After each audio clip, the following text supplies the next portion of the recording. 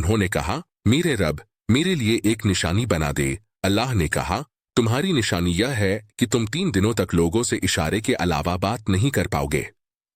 और अपने रब को बहुत याद करो और सुबह शाम उसकी स्तुति करो। और याद करो जब फरिश्तों ने कहा, मरियम, वास्तव में अल्लाह ने तुम्हें चुना है और तुम्हें पवित्र किया है और तुम्हें दुनिया की सभी महिलाओं से ऊपर चुना है।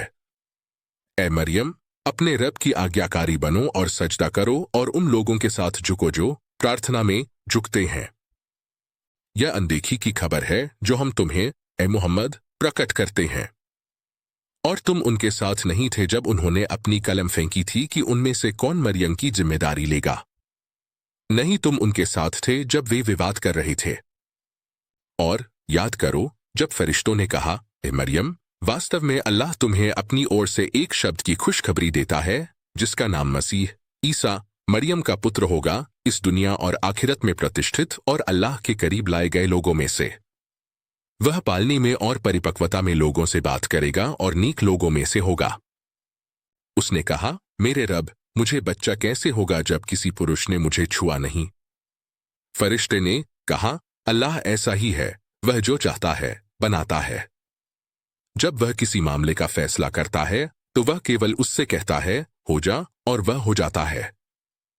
और वह उसे लेखन और ज्ञान और तौरात और इंजील सिखाएगा और उसे बनी इस्राएल के लिए एक रसूल बनाएगा जो कहेगा, वास्तव में मैं तुम्हारे पास तुम्हारे रब की ओर से एक निशानी लेकर आया हूं कि मैं तुम्हारे लिए मिट्टी से वह बनाता हूं जो एक पक्षी के रूप जैसा है, फिर मैं उसमें फूंक मारता हूं और वह अल्लाह की अनुमति से एक पक्षी बन जाता है।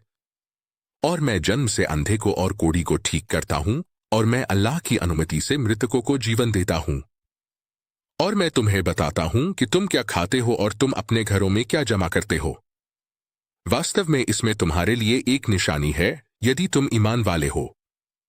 और मैं आया हूं तौरात से पहले जो कुछ था उसकी पुष्टि करने और तुम्हारे लिए कुछ ऐसा वैध करने जो तुम्हारे लिए वर्जित था।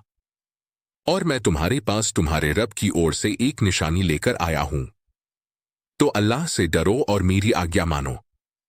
वास्तव में अल्लाह मेरा रब और तुम्हारा रब है, तो उसकी इबादत करो। यही सीधा रास्ता है।